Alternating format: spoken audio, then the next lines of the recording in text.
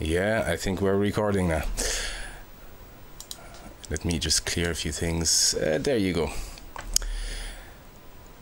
There you go. There we are. Actually, we'll use this for now. Subversive Asset, Andrew Spriggs. Is that, am I pronouncing this right? How are you doing, yes, dude? That is correct. I'm doing very well, thanks. So thank you very much for doing this. It kind of happened, well, it wasn't kind of last minute, but I just I contacted you a while back, a few days back, and here we are. I think it's 2 days after that. That's probably the fastest response I've ever got from anyone. But we haven't, this is technically the first time we meet and talk personally directly. So folks, if you don't know who Andrew Subversive Asset is, well, shame on you first, because that means you haven't checked his channel. It also means that you haven't checked the video I did where people contributed with a Castlevania cover, because he was the winner. So I would definitely recommend that you go check out his channel. But the thing that actually fascinated me, beside your cool channel, but the thing that actually fascinated me with you was the fact that you did a few videos on just analytics studies and explanations and just various things like that. Like, it seems to be a topic that fascinates you. Is there any particular reason why, or is there? Yeah. So my day job is as an accountant, and so I deal a lot with numbers. And so for me, looking at things through the lens of numbers and trying to make sense of that feels the most natural. Yeah. And so YouTube obviously gives us a lot of tools that I don't think a lot of people use as much to advantage. And so I like to kind of go through, and it's fun for me because I can get to play around and try to experiment with, math concepts that I haven't done in several years. But it also seems to help other, video game cover musicians and other YouTubers who watch it. So it's really fun for everyone. Yeah, it's really cool. They're actually very cool videos to watch, and I must confess I've never spent much time with analytics at all. It's just not something I look at. But I remember having a conversation, one of these podcasts with Pierre, the Lord Biff Music, who was telling me that, well, he got demonetized a while back, but he was telling me that essentially you sort of just about made it through monetization, and I was wondering how much of that is actually thanks to maybe changes you've done to the way you release videos or how you approach videos. Had that any bearing whatsoever in the fact that you actually made the cut? Well, when I did the calculation on seeing where would I be if I did absolutely nothing and I just had the same track record, I saw that I was pretty close. And so pretty much the only thing that I did that was different, that I put a few videos up there that even if they didn't do very well, they would just give me that little extra bit to go above and beyond. The month that we kind of had to prepare, I think that was in January, I was actually on a major project, so I couldn't do any music that month. And so I think I posted some videos from MagFest, and I posted some kind of easy videos that wouldn't require me to actually play anything, because I knew that I wasn't going to be able to actually spend time and make another cover. So if I had been further away, I don't think I would have made it, but I just had a little bit more to go.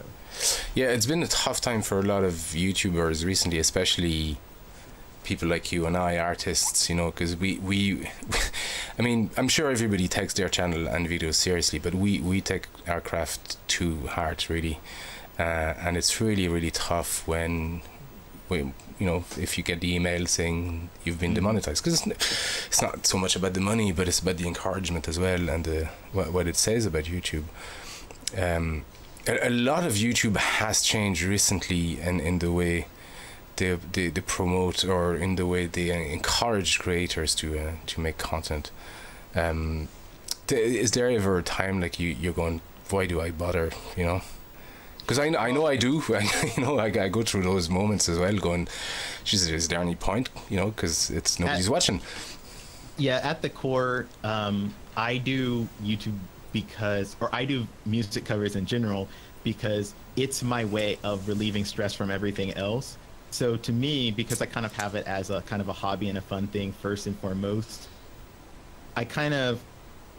it's where I go whenever I'm feeling stressed about everything else. So I can't give it up because that's what I'm going to do. My challenge is, if I do the music that I solely want to do, the music that's like, oh, this is from my childhood, these are from the games that, you know, I remember most. My issue is I have some pretty obscure games and pretty obscure songs, and so those don't get traffic. And so on the one hand, I want to do something that I enjoy, but I do want to have traffic, so I kind of have to balance those things out. And I've hit a few games and a few covers that have seemed to do pretty well in terms of meeting that balance, and I think it's just accidental, really. Yeah.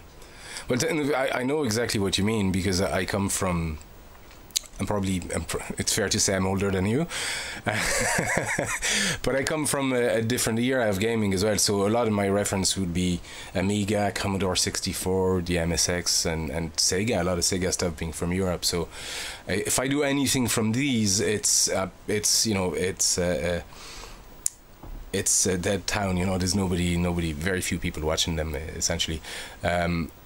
I try not to let that be a factor either when deciding what I want to do, because if I let the audience drive the content of my channel, well, then it's not my channel anymore. That's been my attitude from the start. It worked for some people, it doesn't quite work for other. Like it's a tough balance to strike. Yeah, I know what you mean. These games that you're pretty much guaranteed views just by the fact of, you know, you're doing them. You know, anything JRPG or anything with Mario or Zelda. You know, it's there would be traffic heavy, but right. Yeah.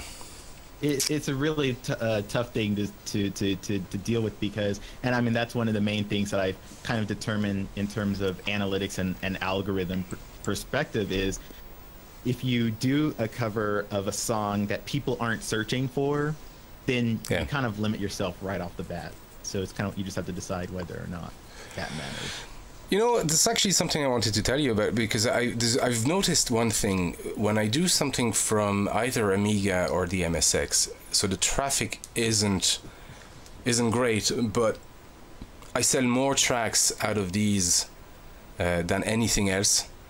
And I always, and I mean always, get new Patreon contributors when I do something that is very niche and that few people know about.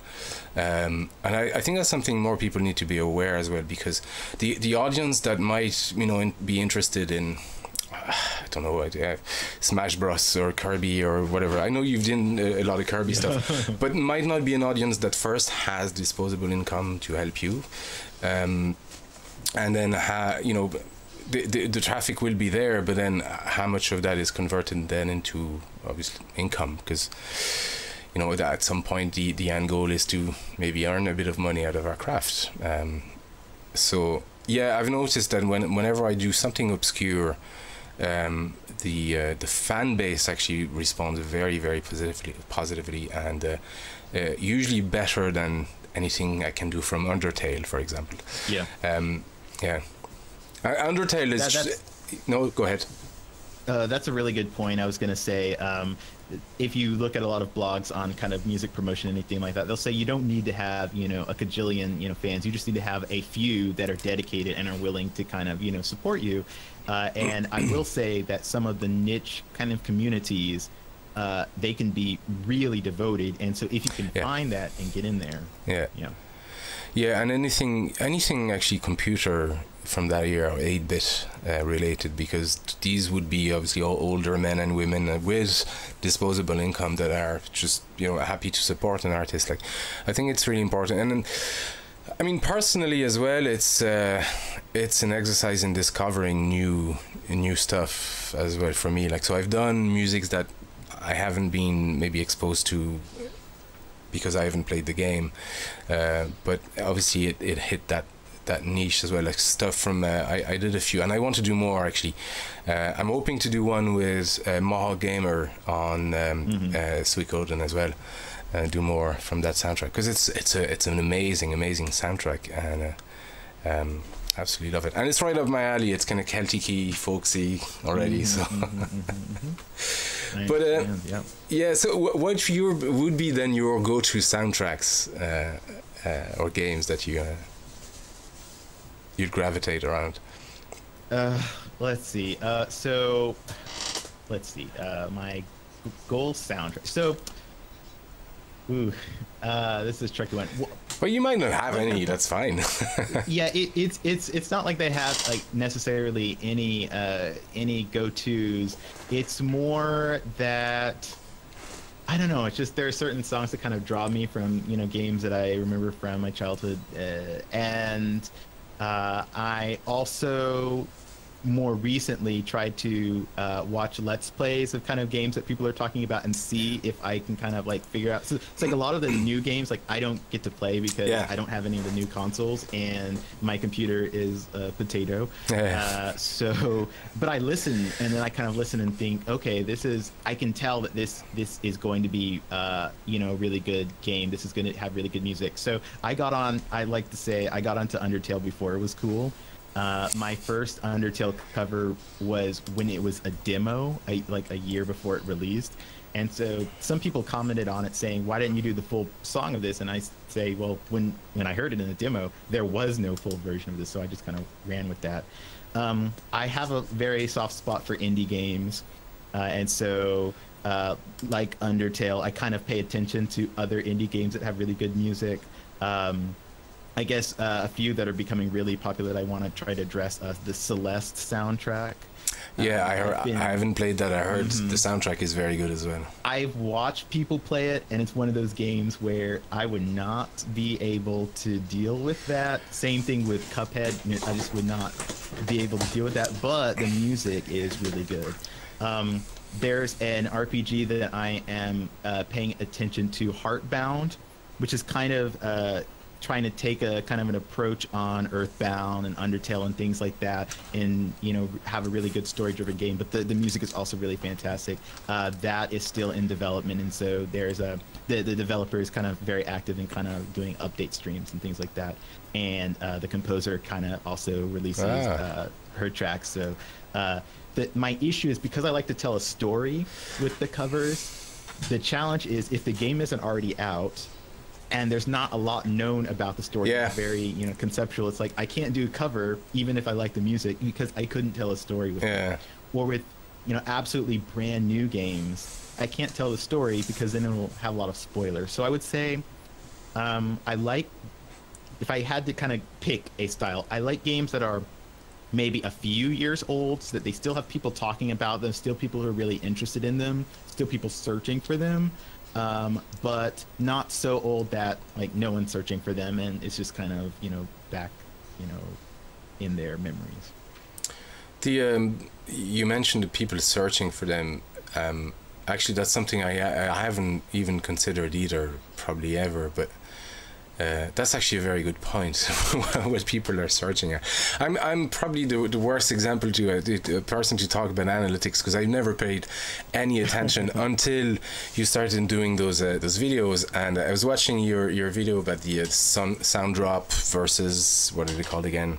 DistroKids thing the other night, and then I started rewatching all your other videos. And you sent me, as they say, through a rabbit hole of just analytic videos. I spent the whole night just watching stuff like that until my head exploded, and I went, no, fuck that. I don't want anything to do with that. I can't deal with it. But I like that people actually spend the time first doing all that and have an interest in it. I think that's really cool. It sort of fits with it's super nerdy. I mean, I'm a developer as well, and so I like numbers and I like maths as much as the other guy. But that's up there in terms of nerdiness. I love that you spend the time and you have the interest because it's quite detailed as well. You had a formula.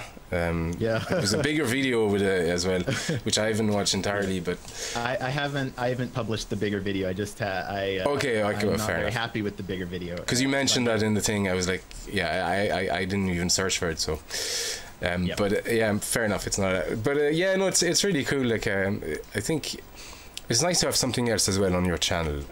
You were talking about diversifying the content. Yeah, the main thing is. And this is the thing that YouTube will say is they want you to kind of release regularly because watch time is super important. And there's only a few ways you can get watch time. One is if a lot of people are watching the videos that you currently have, then you can get a lot of watch time.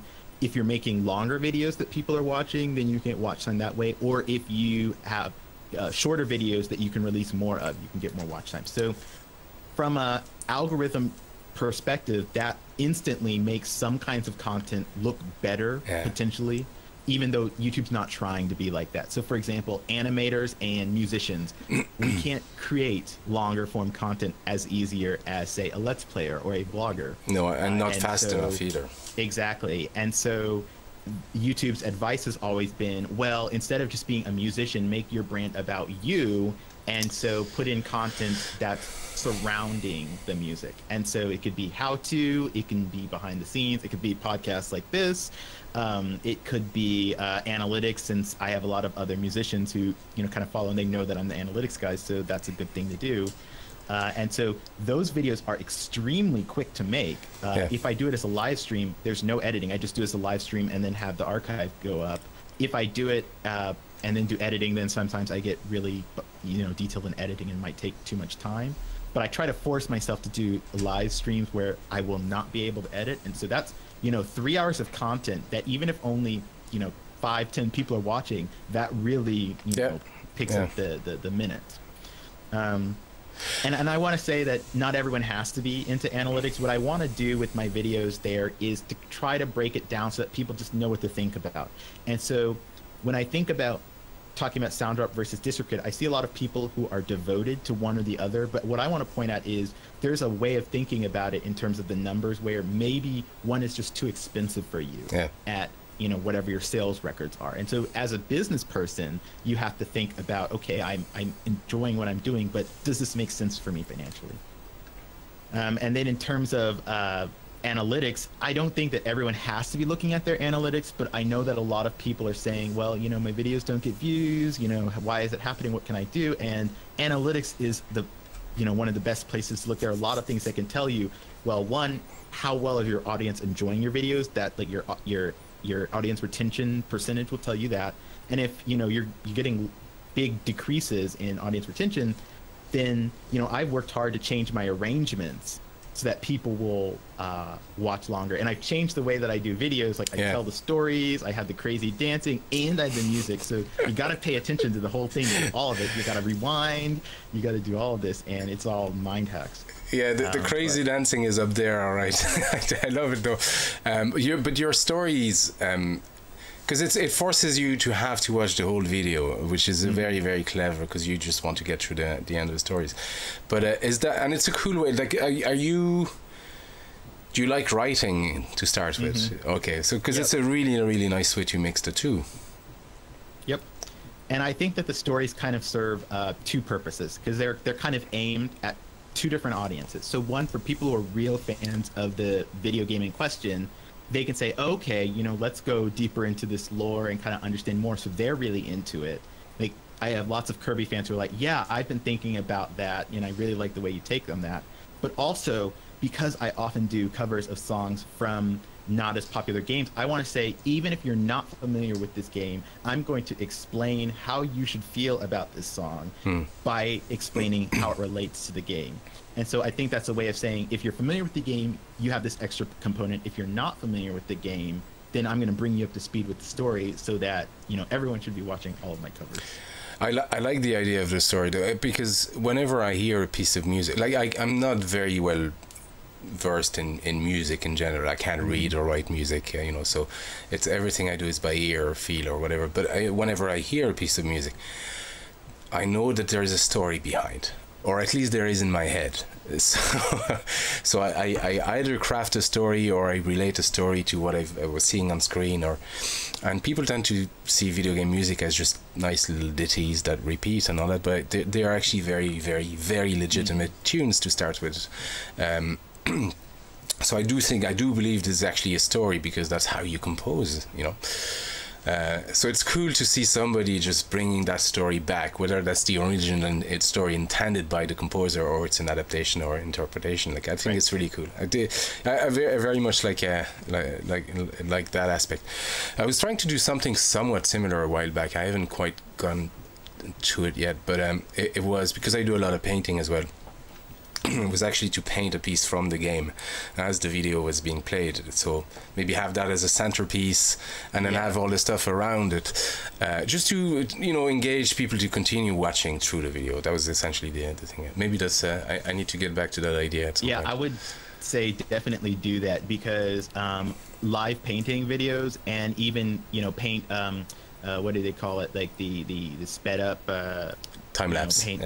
Yeah, the time lapses are extremely popular in their own right. Yeah. And so combining that with the music, you now have two different audiences who you can bring together. Yeah. The people who want to see the time lapse and the people who want to hear the music. I've done about 20 time lapse videos now, and I have another channel where I put these, but I'm starting to bring that back to the main channel, because I just want all the sort of creative stuff on that channel, and then all the rest and vlogging nonsense on the other one. But so I started bringing the painting back to the main channel, but yeah, maybe I need to include the two of them.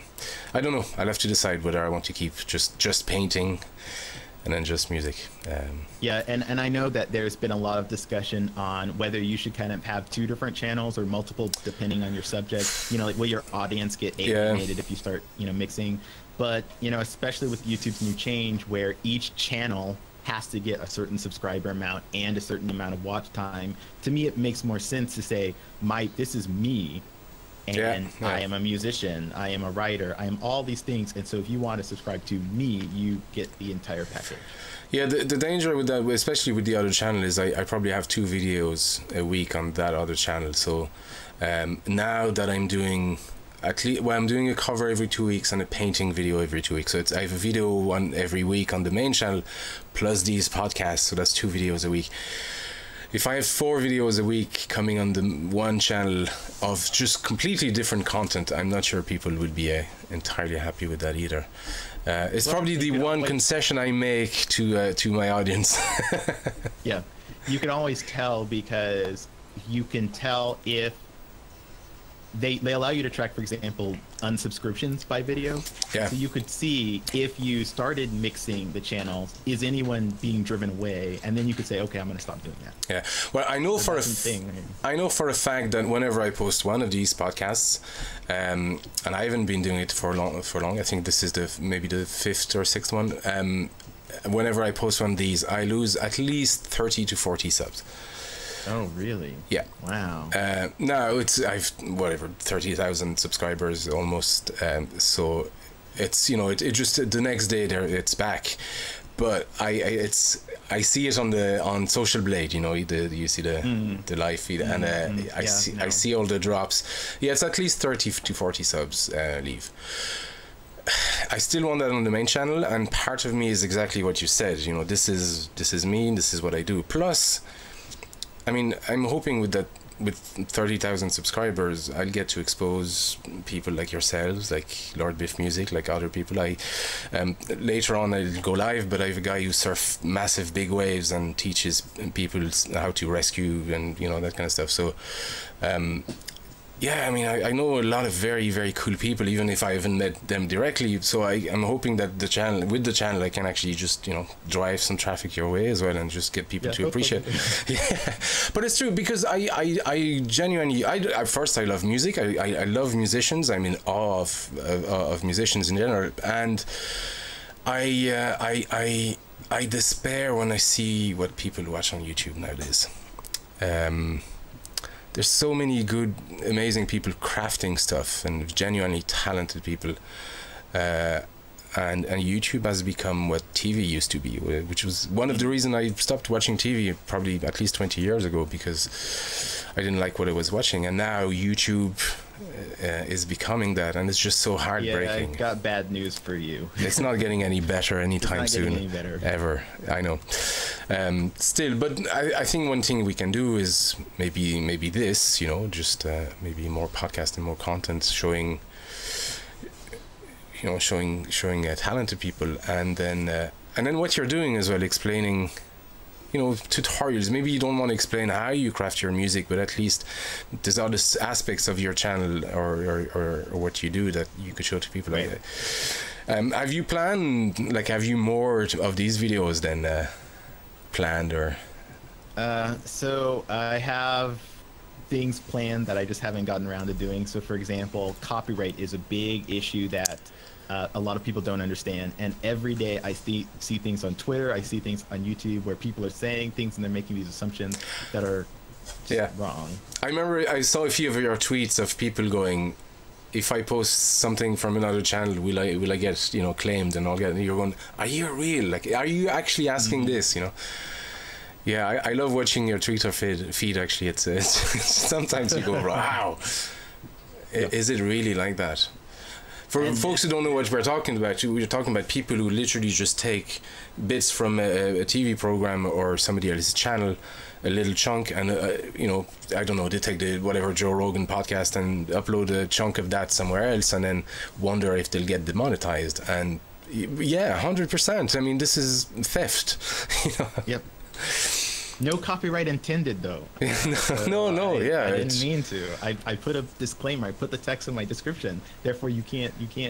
No, it doesn't work like that. Yeah. So I want to do a video I want to do a video series because it seems clear that, I mean, even with musicians, there are lots of times when people say, well, if I do a cover, isn't that fair use? And therefore, you know, as long as they don't try to sell it, I mean, well, no, you know, the unfortunate news is pretty much all music covers on YouTube are illegal. So no one, you know, report us or anything like that. But at least with music sales, there's a way of trying to become legitimate. That's why I did the video on SoundUp versus DistroKid, because that is getting a proper license, and you can be legitimate doing that. Eventually, maybe YouTube will have some sort of similar system, but it's a lot harder for videos, so I don't know if now, there's something, it's funny, for a while I was without a network.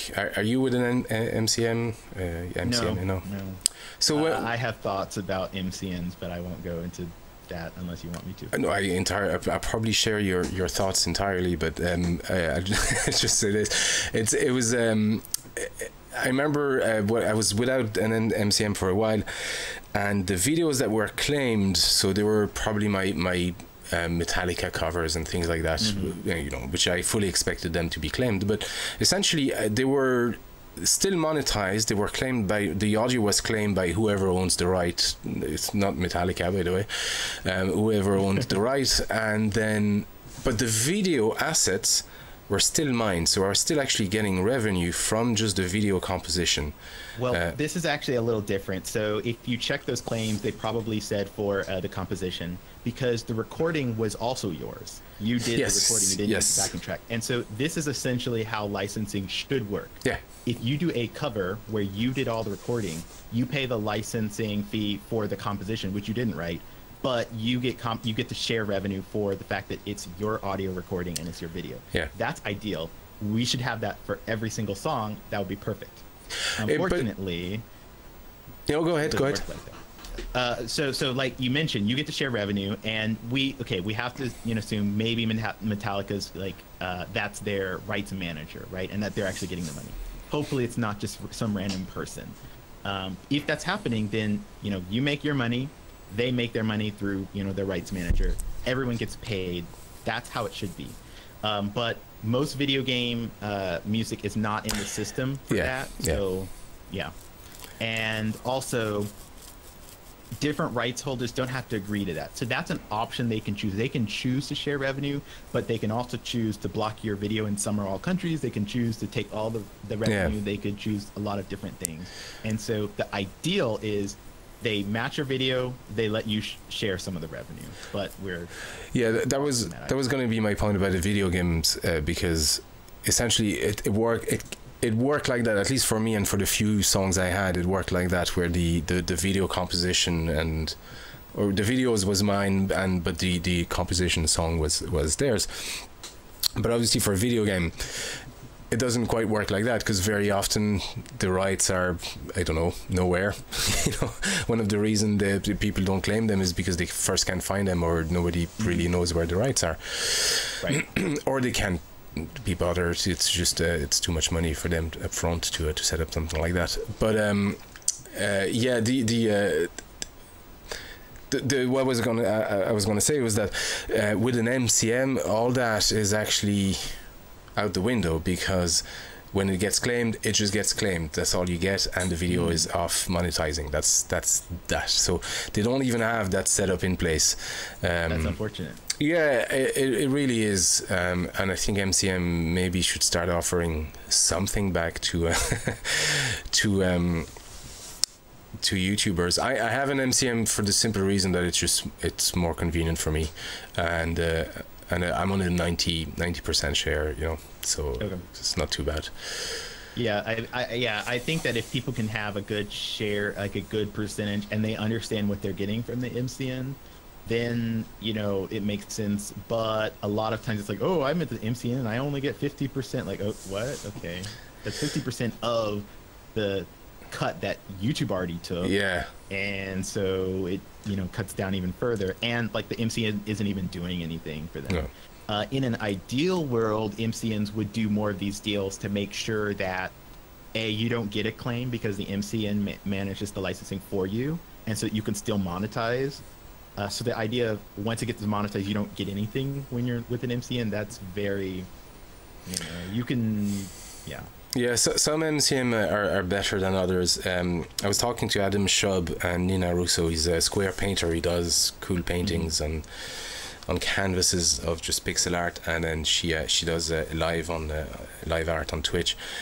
And he was saying that he's been demonetized a few times, and the MCM actually corrected that for them, approached them directly. I was with Machinima for about 2 years, and they lock you in a contract and they do nothing, absolutely nothing from you. Shame on you, Machinima. And then so I left that, but before my contract was renewed, I asked them, I said, well, can you do anything for my, you know, my share, like I'm on a 50-50. So they were like, well, we can do 60-40. So I did what you should be doing with insurance companies. I actually went shopping, and I started, so I went to a few other, and then just tell them, well, this is what they're offering me, so can you do better? And then when I got better one, I actually went to somebody else, and so I ended up with a nice solution. But I think YouTubers need to be aware. You need to do your homework and shop around as well when it comes to MCM, or avoid them altogether, because they will not do anything for you. Period. Right. They will absolutely not do anything for you. And when the boat sinks, they will be the first to leave. You know. Right. Right. And I know that YouTube is, like, people think that, well, so certain MCNs think that YouTube is like trying to kill MCNs and that sort of thing. But what's really happening? They don't do anything. Yeah, they're trying to correct the fact that MCNs haven't been doing the due diligence that they should have been, and they haven't been offering what they should be. No. And so YouTube's trying to kind of say, okay, you got to do something more here. But yeah, first, people think it's YouTube being evil, and it's like YouTube's misunderstood sometimes too. I actually, because I know with all the channels demonetized, obviously YouTube took a hit. I wonder how much of a hit MCM, like Freedom and many others, how much of a hit they took, because that was essentially their bottom line. Right. All these smaller YouTubers. So I wonder. Right. And so, yeah, it is this idea of, like, if you think about it, so YouTube did their own, you know, analytics and said that, you know, to get 4,000 hours, you're probably not going to be making the YouTube's, you know, $100, you know, threshold. So you think there's a lot of these YouTubers who wouldn't have been able to cash out anyway. But the one thing that MCNs did was said, oh, we will let you cash out under $100. And so, and then they also would take their cut, you know, ahead. And so you have to think, all these YouTubers who are not making $100, but the MCNs are all getting their cut of it. It would be very interesting to see their financials and see how much they lost on that. Yeah, I would have loved to be a fly on the wall when all that hit. It was a shame because somebody like Lord Biff Music got dropped by his MCM as well. Yeah, it's just, yeah, it's so annoying. Yeah, I mean, just it's this real challenge that they put both of those requirements, a subscriber requirement and the watch time requirement, and it was very fascinating to see how different content creators were struggling with each of those. So some, they had the subscribers, but they couldn't get the watch time, and for others, it's like they had the watch time, but they couldn't get to 1,000 subs. And so I don't know what the solution for that really is. I mean, obviously YouTube wants more content so that it'll generate more watch time, but then it's like, if people aren't subscribing to you for whatever reason, then how do you really solve that too? So it's really tricky. Do you think it's a conscious effort by YouTube to change their algorithm, or are they just adapting to the way people have changed their watching habit as well? Because I've recently noticed that could I put it? The you know, when you release a video, there used to be at least a period of 2 days for all the traffic to hit. Like you could see the graph just slowly decreasing, but that disappears now. Instead of 2 days, it used to be 2 days of, you know, just somewhat steady decreasing traffic. And it used to be 2 days. Now it's literally 10 hours. There's a window of 10 hours by the time you upload and release your video, where most of your traffic happens, and the rest is going to be trickle down or search luck. Yeah, so this is one where I wish that other people were really diving into the analytics on, and for me it's a little hard because the way that YouTube presents analytics, it's not as easy to see it in the way that I would like to see it. This is kind of the big controversy of, does YouTube notify your subscribers, and do people get all the videos on their subscriptions tab? So I think there's a combination of, YouTube is going to say things like, and there's a lot of different factors. Let me try to get through all of these. So first, on the demonetization thing, YouTube is going to say over and over that whether you are monetized or not does not affect your position in search and discovery. Like, those are two different systems. There's a little bit of red herring there, because there is a factor that is assessed for advertiser friendliness that also goes into search and discovery. So, for example, if you are declared advertiser friendly because it thinks your content is not family friendly, then your video is not going to be shown to, you know, family friendly parts of the site. But on the other hand, if you are demonetized because you don't have 4,000, you know, watch time hours and 1,000 subs, that's not because YouTube said your content was, you know, unfriendly. So you shouldn't see any impact on how discovered you are. So that's the first thing. People will show, well, you know, I got the yellow icon and then my traffic dropped, so therefore YouTube's lying. But there's another component that YouTube doesn't seem to want to always talk about. And so, I mean, that's a problem that they kind of walked into.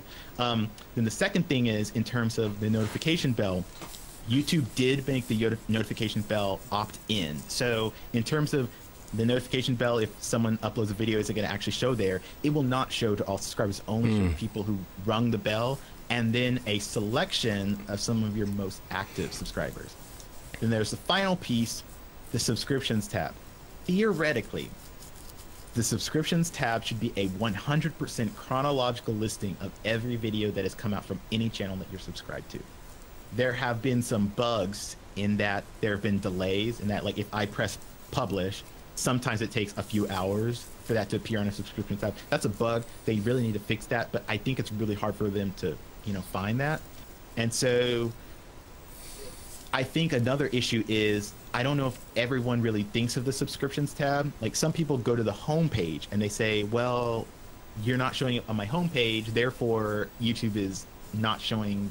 But the home page is different than the subscriptions page, and the notifications bell is different. So I think there's a communication issue, and it would be really interesting because there are analytics on notifications, there are analytics on the home page, and there are analytics on subscriptions page. If we can see that there's been a marked decrease over time, the problem is you would need to be able to say, okay, when did I publish all these videos? And then let me look at the subscriptions tab data for those and see when that declined.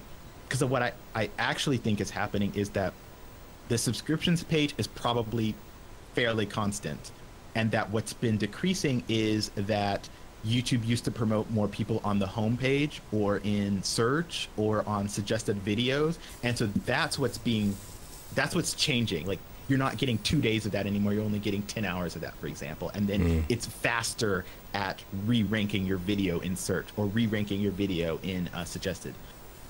In the past, YouTube really used to boost videos in search and suggested, and then it would wait a day or two as it got more information to kind of re-rank. But I think that it's a lot faster, so that it can know within like maybe 10 hours if a video, you know, should be ranked on the first page or not.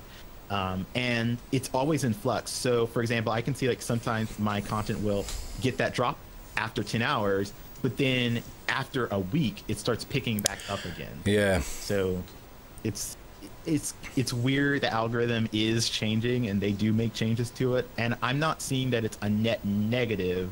It's just the traffic distribution is now different than what it was in the past. And so it's, really tricky because I'm just one person and I can't see everyone's data, and most people complain without really showing their analytics. And I would really like to see their analytics to say, if there's really a case, you would see it in the data, and we could send that off to YouTube and say, here's something, tell us what is happening, or let us know if you're going to fix it. But since nobody has analytics, you know. Yeah, it's a genuine problem, especially when you complain like that, because without a screenshot at least, or some proof of numbers, or a small analysis on your part, not you, but you know, whoever's complaining, then your complaint and evidence is just barely anecdotal, and it has, you know, it cannot be used for anything like that. Yeah, it certainly is interesting. And I mean, YouTube has gone through a few different changes, which makes it hard, even if you analyze how the data is processed. And this is reverse engineering here at this stage we're talking about. Even if you found out how the algorithms work and what best way to optimize your video, that's likely to change in a year. Oh yeah. It will change a lot faster than that. They say that they do they do a few major experiments each year, but they do several minor experiments, like hundreds, thousands. So it's kind of like, if you have a video on how to, you know, work with the algorithm as of last year, and you're still following that this year, you're way behind the curve. Yeah, and the changes, because Let's Plays got popular, so everybody was doing Let's Plays, and then they realized there was too much Let's Plays now, and so they changed the algorithm, and you know, whatever makeup tutorials were popular, there was tons of them, and now it's vlogging, and it's just it's a hard one to follow, especially if you're the somewhat creative type, or you have a craft, because that's all you know, that's all you really want to do. So adapting to all those changes, like, I'm not going to do a vlog. You know? Well, here's the trickiest part, and because YouTube, again, this is what they'll say now. They will say the algorithm follows the audience. Yeah. And this is one of those things that is so frustrating, because how can you just say the algorithm follows the audience? Like, that doesn't make sense. And so from a YouTube perspective, they would say, if your audience doesn't like vlogs, then don't do vlogs, right? And if they like your music enough, then you will naturally float up. And so it's kind of like you were talking about earlier, the fact that creative types and those types don't do as well is because the audience likes content that we don't want to do. Yeah. And so it's kind of like you were saying, you don't like where TV is going. Well, if the audience really loves where TV is going, then they're going to want YouTube to go in that same direction. Of course, yeah. Kind of suck for those of us who don't want to go in that direction. Which I sort of forgot what my point was, but I was talking about how I've seen people's watching habits on YouTube change quite drastically from the beginning. I haven't been on YouTube as a creator for a long time, but I've been on YouTube long enough to know that it used to be a lot more about crafty and creative types, and a lot of small video productions, that kind of stuff, and it moved away from that a while back already, but there was still some room for it. And what's interesting is I've seen a change as well from you know, the videos with high production values to very, very, very simple videos of literally vlogs, you know, of just people talking, or these, you know. Do you think that is a conscious, I don't think it's a conscious move from YouTube to promote these types of content. I think it's just a reaction from maybe the content that used to be before, and people got tired of that, and now they just want, you know, stuff that is very simple and probably they can relate to, and there's a certain element of relatability in a vlog, you know. Right. I mean, that really gets down to the entire issue is, if you believe YouTube when they say that everything follows the audience, then you would have to conclude that whatever's popular at any given time is because that's the audience's taste. I think it's a little, I think that the tastes change in such a weird way that it doesn't make sense to me to say it's the audience. Like when you say you notice that your videos get a lot of views and then after 10 hours it just drops, it doesn't make sense to me to say the audience liked my video for 10 hours and then they didn't. Like that doesn't make sense to me. That's not quite what I meant, but what I was trying... Or that you noticed that in the past there'd be kind of a 2-day period and that now it's not. Like it doesn't make sense to me that audience behavior would change like that. Yeah, no, it's not quite what I meant. What I actually meant is that the visibility of the video right. Is much more narrow. Right. But from a YouTube perspective, they're not doing anything about the visibility. It's driven by the audience, right? Yeah. So if your video is less visible, it's because your audience didn't like it, and so YouTube responded to that by not promoting it as much. Yeah, that I don't buy. Yeah, right. So if you don't buy that, then yeah, probably YouTube is pushing something else. But YouTube would say continuously, nope, we're not picking winners and losers in terms of genres or in terms of what content. It's really just the audience, and we're following what the audience is doing. And so yeah, try to, Look, I think it's a good bit of both, but definitely YouTube is driving actively different types of contents at different time periods. I mean, evidence point from every direction to that. So from it's and it's like it would be something where everyone can say this anecdotally, and so it'd be like, well, how do we show this in terms of data, because there has to be a data trail, and that's what no one has really done. And you can't just do it as one person. You need to have a lot of people come together and show this. And it's really, really difficult to do that. So I think I agree with you. It doesn't make sense to me to say, oh, my audience just all of a sudden now only likes, like it doesn't even try to say how my audience, how to get the analytics that we see from just audience behavior. I wouldn't even know how to describe that. Like, the amount of time, it happens almost every video, but in the amount of time I get a comment saying, oh, nice to see you back. Oh, yeah. On a new video. And I'm like, dude, I didn't go anywhere. I've been doing a video at least every week for the past 2 years, Right. So I totally agree. Like there's so much comments even from audience members where like I don't know if it's because the audience members are expecting to get everything in a notification bell, or if they're expecting to see it on the homepage. Because if they're expecting that, I can absolutely tell you, yes, YouTube did change that, because they saw that notifying everyone in the notification bell just caused people to unsubscribe. And so they absolutely changed that. They absolutely changed putting the homepage so that it's a mix of subscribed and non-subscribed content. So if people are expecting that, absolutely, they're not going to see everything. But the subscriptions page, if people know that's where they should be looking and they're checking that regularly and they still don't see you, I think that there probably is a bug here, because I've seen it. And the issue is I take a picture and then in a few hours it's fixed. And so by the time the YouTube engineer sees this, like, well, it looks like everything's fine. It's like, well, yes, because it was a delay for a few hours. And so people saw it because I tweeted it out, but they couldn't see it if they went to their subscriptions page. And it's very tough for them to see it when it's happening, because it doesn't happen regularly. It can't be replicated. It just happens sometimes. And so I do think that there's something going on, and I think it's a bug. But we would need to like I wish that whenever people saw that happening and noticed it, that they took a screenshot immediately saying, here the video is on their channel, here's my subscriptions page where you can't see it, but these two screenshots were taken at the same time. But most of the time what happens is they're checking one thing, their subscriptions page, or they're checking one thing, their homepage or their notifications bell. They don't see it, so they assume that you didn't release anything. That's why another thing that YouTube recommends is make a schedule so that your followers will know, I should be expecting something every Saturday. I should be expecting something every, whatever day of the week that you want to. I'm not very good at that. I release content haphazardly, so I'm not doing a good part to train my viewers.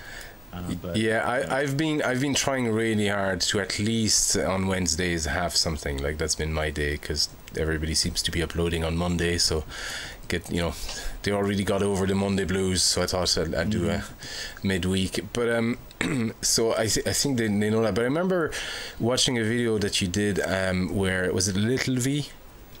Was saying that he was getting similar comments, and you went onto a subscription feed. You looked, okay, there's a video at whatever it was, like 3 o'clock and one at 5 o'clock, and then you went to one page you were subscribed to, and there was a new video at 4 o'clock that had been released that day, and it was missing from the subscription page. So yeah, there is definitely, I mean, this is actually as good a proof as you want that there is an issue somewhere. Part of me can help, because I come from a very networking and programming background. Like when I see something like that, I'm just thinking, okay, DNS servers, cache not being refreshed, I need to restart the server, but it probably happens on a cron job, so every hour. Right. That's if you think about it, like, I would not want to be in YouTube shoes, because they have like millions and millions of hours of content released every day, hour, minute. It's like, it's a staggering amount. And so I could imagine, every time a video releases, a small percentage doesn't update in the subscriptions. I don't know how you solve that from a programming perspective. I don't know how you solve that from a data, it's okay, we live in 2018. You can watch videos in 4K on demand, and some things are going to fall through the cracks, but it's really frustrating because they want to say all the videos are going to be in the subscriptions tab, and confusion about. I think it's more than that, though. What I was saying, though, I think it's a bigger problem than that, because it's not just missing for a few hours. I have people telling me, "Oh, geez, I missed the last 3 months of your videos. I thought you were gone, or you were taking a break." So it's. I think the problem is much bigger than that. Part of me can help but think as well. I mean, I'm not subscribed to a lot of channels. And that's because I try to not get as influenced by what other people do. I subscribe to a lot of crafters and painters and that kind of stuff. Not musicians, I subscribe on my other channels, but I forgot what I was going to say. But I definitely see people who sometimes. I check what other people who subscribe to my channel are subscribed to as well, just out of interest, pure nerdy interest. And I see people who have, like, I don't know, 100, 200 subscriptions. Right. And I can't, first, that's way too many for anybody to keep track of. You could not possibly be interested in all of that at the same time. So I'm wondering as well if probably people are subscribed to too much content. I definitely think that's a good thing to point out. And so if you think about that, if you are subscribed to 200 videos or 200 subscribers, or 200 channels. I'm being conservative by saying that, by the way. Yeah. And if it's only a delay by 3 hours or however many hours, then the next time you check that subscriptions feed, you've got 3 more hours of video that's been published. And you never scroll down to see, if Banjo Guy Ali appeared. So I can definitely, like, are they missing 3 months of content because 3 months of content are just gone out of subscriptions feed, or are they missing 3 months of content because based on when they checked the feed, when you uploaded, when YouTube pushed it into the feed, like, there's so many variables that I would not even want to begin to try to come up with a hypothesis for how that happens, but I could definitely see that. But I think that there are some hypotheses that people have that are kind of like conspiracy. Like, some people think, well, if I'm subscribed to 200 channels plus and YouTube sees that I didn't watch every video, then YouTube unsubscribes me. And I don't think they're doing that. That was another issue. Is that still happening? People being unsubscribed to your channels? YouTube investigated this, and their explanation is they could not see that people were being unsubscribed. Every case that someone submitted, it looked like that channel, that person was unsubscribing. And so I think what they came to was that there was a visual bug that would show you as being unsubscribed. And so people would see, hey, I am actually subscribed to this channel, and they would click the subscribe button, thus unsubscribing them from that channel. Yeah, so because YouTube then has no data to work with. They don't know when that visual bug happens. They just see that someone clicked unsubscribe, even though to the person it looked like they were clicking subscribe. Okay. So from a UI development point of view, there's a very easy way to track that button. You know, it's just a few extra elements. Tell YouTube, because so they could track it, whether that button is subscribed. You know, you just do a simple check on the status of the button. So it could be easily done. So the fact that they haven't done that, the fact that they've come with this really weird explanations of a bug that they have no evidence for. Yeah.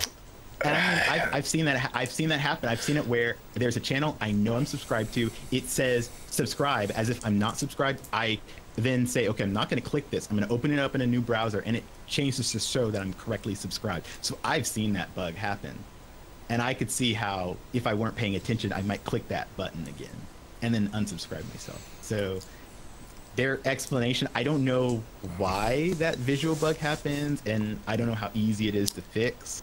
But I'll look into that actually. I'll pull out the UI code, see if they're tracking anything on that button afterwards. It might not be as transparent as I'm hoping it would be, but it would be interesting to check if on that subscribe button they have any elements or ID or anything like that to track or to identify it. It wouldn't be very hard to do at all. Yep. Yeah, I think so. I haven't heard cases recently of that happening. Like, it used to happen quite frequently a while back. So I wonder whether maybe they fixed it. Well, whether they got caught and fixed it, or whether it was something else and they fixed it as well, but they don't want to tell us why. Or I don't know. Yeah, I mean, I think that there's kind of a challenge for YouTube in that they're not extremely good at communicating on a timely fashion. And so I think I tweeted about this today, like when they do, it gets twisted. And so I think that whenever they get that backlash, they say to themselves, well, we don't want to communicate anymore. People are just going to, throw back at us. Their PR in general is pretty disastrous, isn't it? I mean, for such a big entity, and I don't know if they're profitable yet, but I mean, YouTube is just as big as Facebook. You know, the internet is. Right. Well, Facebook is not having great times in PR-wise either. So this is our problem. That's true, yeah. But they're still giants. You know, it's in the internet world. It's Google, YouTube, which is Google, and Facebook. Really, there's nobody else close. Yeah, really. I mean, given that Facebook is having the same issues. I think that it's just it must be a really hard problem. Either that, or maybe when you just get that big, you just start having issues like this, that if they were smaller, maybe they would be able to dress faster, because, I mean, it's happened to all these big companies, really. Yeah. Are you on Patreon as well? Yes, I am. Patreon.com/SubvesiveAsset. You can be patron number 2. Nice. I think I'm on like 2 now or something like that. When did you start your Patreon then? I think I started it just at the beginning of this year, and I'm not super serious on this because I do understand that there's some musicians who are trying to make a living on this, and I'm kind of like, I still have my day job, and so if you want to help, then you can. If you don't, then you don't.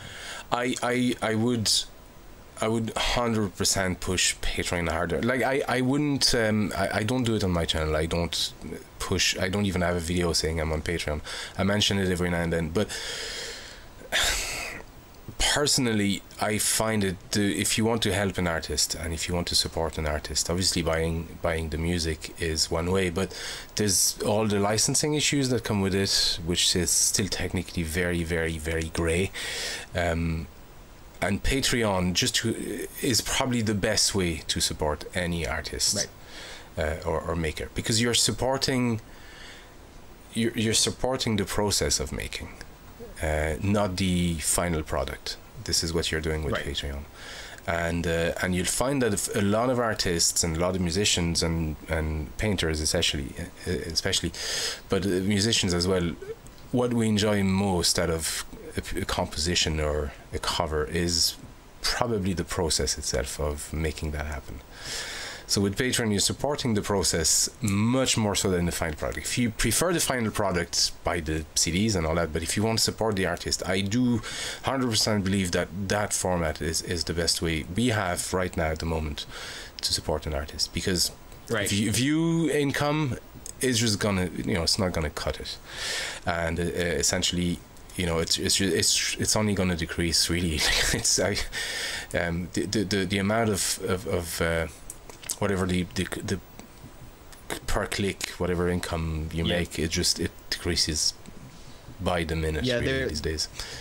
There's really no question. I completely agree with you. Diversifying your revenue as musicians is super important. Yeah. And so if you're just relying on AdSense, well, anything can happen, as we've learned with the demonetization.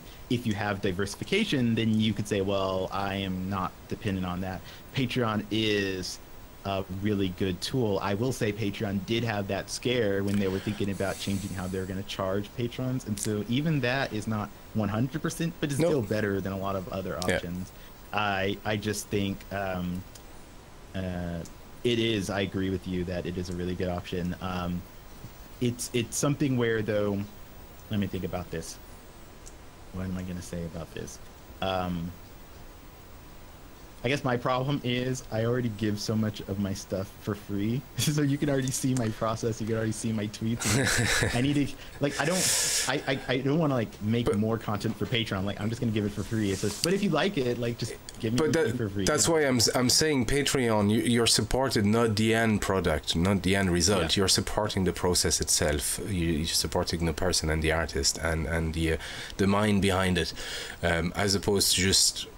Because yes, the final product is free for everybody to see, so it's a hard one for the artist. How do I work out perks and that kind of stuff? But that's something you can iron out. And like, I've seen people not offer any perks because they're going, I'm being honest here. That's how I feel. Yeah, I'm being honest here. All I'm asking is your support, and I can whatever you want, just ask maybe. But it's.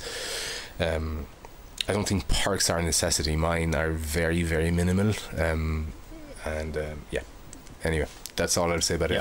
I don't like pushing Patreon too much because it does feel like we're begging or asking for money. But at the same time, if I've did that for years. If I was in the street performing and playing and singing songs, that's what we're doing. And a lot of musicians, I don't know nowadays, but back then a lot of musicians had to go through that just to even pay the bills. So literally, or even get food on the table for the night. So.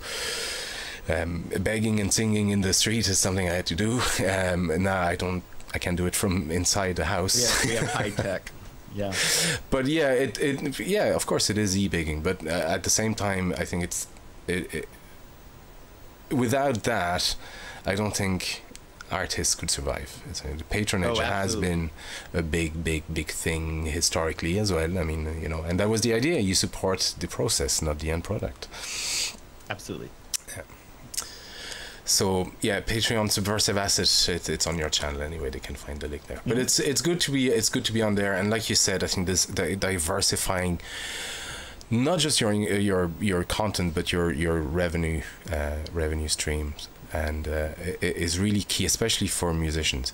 Now we have an advantage in the sense that even if we don't do well on views, we might have a core audience that will enjoy the music enough to actually go and buy it on whatever Bandcamp or Sounddrop or anything like that. So whenever I see a sale on, I'm on the Bandcamp as well. Whenever I see a sale on that, I'm going, okay, that's 1,000 or 2,000 views I don't have to make now. Exactly.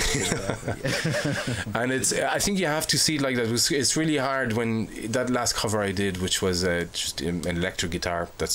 I don't do electric usually, but I wanted to do one, and has barely, not even 1,000 views, but actually a good amount of people bought it on Bandcamp, which was really cool. So I'm going, okay, but that's 10,000 views. I just got technically, that's the equivalent. And if you think about it, people if you're, this is why I want to eventually get to licensing and distributing to get on Spotify, because if you think about it, like even Spotify pays more per listen than YouTube pays per view, and so you still, like YouTube, you're still passively getting more listens over time. Yeah. And it's making more than you get on YouTube views. So I want to really do that, and that's pretty much what my Patreon is for. Is once I make enough from Patreon, I will license something for distribution, and of course, the people who support me on Patreon will get that for free. But for everyone else, you will then have the opportunity to buy or listen on Spotify. Yeah, that's the approach I have as well. Like I everything I get from Patreon gets back to the channel in some form. So whether it's a new instrument or paying for licensing fees for Sounddrop, that all goes back into the channel. And then whatever is for sale from sales or YouTube revenue, then I get to keep that as well. I have to enjoy it, but yeah, the Patreon 100% goes back into the channel for that very, very, very reason. It's just that it does cost money to license and do things properly. And but you were saying about Spotify. I had that very same discussion with David Ortiz of Mariachi Entertainment System. Now a while back, we were chatting about Spotify, and it was on a private chat on Facebook, and he had some very, very hard views on Spotify, like a lot of artists had at the time. I never had any problem with Spotify because I always sort of equated it to just an audio version of YouTube. So when you see it like that, it's actually Spotify is the better option because it actually pays more. It doesn't pay a lot, but YouTube pays fuck all. It really does. I mean, and by the time your MCM has gone into the process and taken their cut, you'll be lucky to make $1 per 2,000 views. So, and it's very hard for us to make 2,000 views. So yeah, Spotify. I definitely think if more people could look at it as the audio version of YouTube, I mean that really puts into context. Like, don't quit Spotify, don't quit YouTube either. But if you had to be everywhere, I don't have to actually do a video, and the audio is already done because I already did that. Like, but no, definitely. And then once you get a sale, like you're not going to get as many sales, in iTunes, Bandcamp, etc., as you will get listens. But those are like, oh man, one sale is like X many views, X many listens. So it's just so much, so good. Well, I mean, you'd be surprised though. I mean, the revenue I get from being on Sounddrop, so all these platforms, iTunes and all that, actually it matches and is better than the revenue I get from YouTube. Oh yeah, no, I would definitely think that. I'm just wondering if you look at just Spotify versus purchase, like iTunes, Amazon, which of those wins out? Because I mean, if every month you get a report every month from Sounddrop in a nice Excel sheet. So I'll be waiting for your video analysis of that. No. See, my issue, like, so this is what I see personally, and I've not looked super into it. Spotify lasts over time. Yeah. All of the iTunes and Amazon and Google Play, that happens in the first few months, or the first, once the album releases or once the song releases. But Spotify continues over time. And so to me, like Spotify really is kind of the one that I'm kind of focusing on, and everything else is kind of just like the release bonus or whatever. But I have very few things out currently.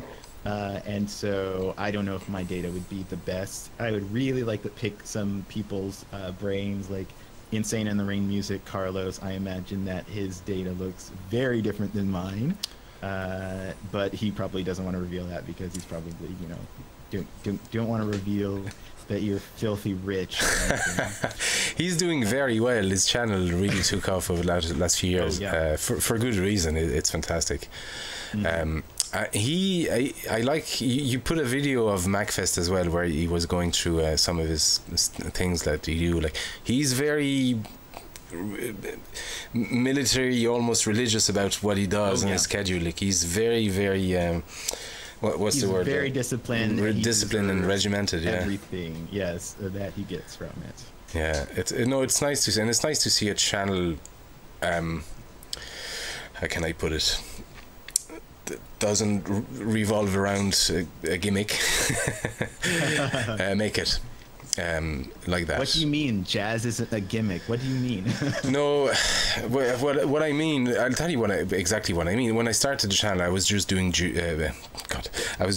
doing the banjo stuff, and quickly I recognized that I wanted to get out of that, because just doing stuff on one instrument or one type of instrument only, because I was using the banjo for just everything, you know, every register. I don't know what you're saying. Using one instrument for everything. I don't see any problem. You don't use one instrument. You have a backing track, or you have other, you know, keyboards. Like you have a bass, and like your covers are. They have the banjo, the saxophone. But I only play one instrument. Well, okay. Well, no. Okay, we'll take the example of what Tsukoji used to do, which was the kazoo, which I probably people will hate me for it, but I didn't like at all at the time. It's okay. He didn't like it either. Yeah, and my point was that whenever I got into discussions about it, was exactly that. I was going to say, I'm pretty sure he doesn't like it himself, but he got stuck into doing it, and his audience expecting that. And I've seen him struggle, and heard from other people as well, but saying that he wanted to get out of that, and he wasn't exactly sure how. And he did a video explaining that he was probably going to phase it out, and then another video that, you know, he was stopping altogether. And I think that was exactly the right choice. He was absolutely right. Yeah. Because the danger when you do something like that is that you get stuck in it. And as an artist, because he's a genuinely very good musician and very good singer, as an artist, it's the worst possible thing you can do, just to get stuck into a gimmick, you know? Yeah, I see what you're saying now. And then I guess I would agree. And Carlos has been pretty upfront about saying, hey, you know, I did this cover and I didn't like where it was going, so I'm going to change direction. So yeah. I think he's got a good handle on what he needs to do to stay there. And I'm really excited that more musicians are realizing when they get into this kind of track and they're doing videos saying, hey guys, I'm going to stop this and I'm going to do something else. I remember that video from Carlos as well. I don't think though he was stuck in. I think it was more the choice of games and he did something because his fans wanted to see it, and he didn't really feel comfortable about it, but his fans kept pressuring him, and it's a similar kind of thing. Yeah, a similar kind of struggle. I've seen a lot of YouTubers just going through that and getting stuck themselves and not knowing where they want to go next, and it's right. And I think it really does deal with kind of trying to deal with the YouTube algorithm and trying to do what YouTube thinks, what you think YouTube wants you to do. Yeah, I can see good outcomes though if you try to follow what the algorithm does. I mean, it won't. Yeah. The real solution is not to play the game. No, just kidding. The real solution is to realize that if you burn out, that's game over. And so it's better to go at your own pace, and go at your own level and have that core audience that enjoys you, than to try to chase a huge audience of people who only want the gimmick and only want the memes and only want the, you know, that sort of thing, and not enjoy it. Like Smooth McGroove is going through a similar period again. Like he's gone through it already. Like he had a big slump, and now he released another video recently saying, you know, he wants to do something else, something new and all that, and you're going, I hear what you're saying, but you put yourself in that place as well. At the same time, it's... Yeah, but, you know, okay, they do, but that doesn't matter as much as seeing that video and knowing now they're going to do something. Oh, yeah, I agree. I'd love to see him, because I know he's a fine musician, I'd love to see him bring instruments actually into a vocal arrangement. That could be absolutely... amazing. I just think when they have that kind of video saying this is where I'm at, I'm gonna do something different, I think they're gonna be okay. I just don't like seeing, oh, I'm quitting, I'm done. Oh I couldn't figure it out. Yeah. You know, so And I mean, if people have to do that too, I mean, that's fine too. But I really think that it's good that a lot of these musicians are now saying, instead of quitting, I'm going to take this on my own terms. You can like it or leave it. Yeah.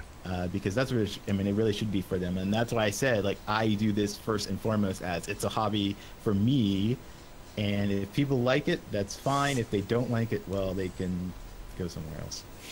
Yeah, that's always been my attitude as well. Like, I've never catered for an audience. I try to be accommodating as well, and I do have a long list of video games I want to cover, so more than likely whatever people want to hear is probably in there, but at the same time I'm doing what I want. You know, it's really, it's always been on my terms.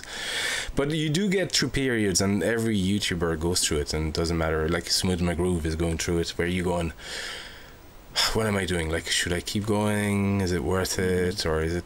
And then every time I go through that, I have to ask myself, like, what is the alternative to doing what I'm doing now? Well, the alternative is to not do that thing. That's not an option, you know.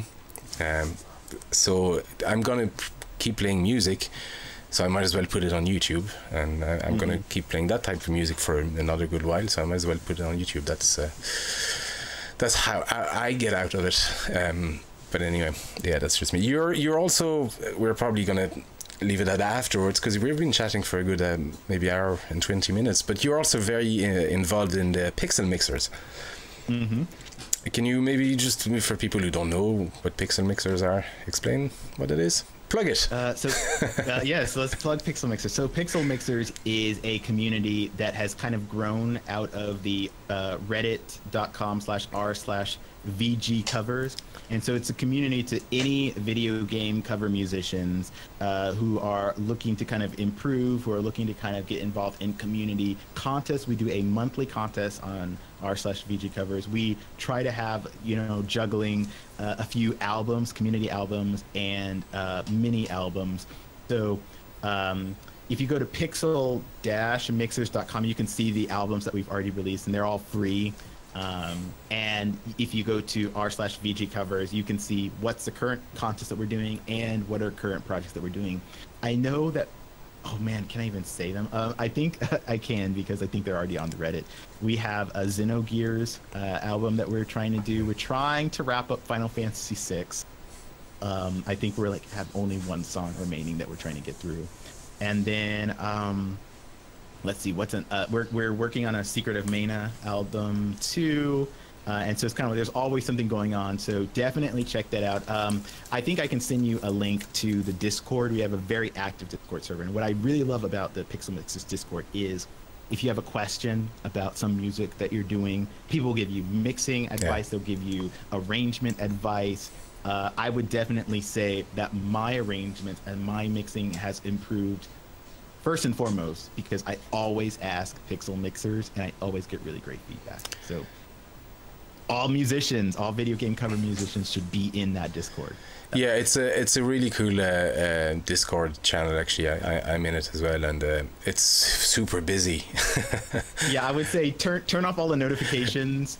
And yeah, I had to, because otherwise, like every 2 seconds there was bleep bleep bleep. But yeah, no, it is very good information. There's a ton of very good musicians, some bigger and smaller YouTubers, and it's a really cool Discord. I'll put the link in the description. I'll put the link to your channel as well.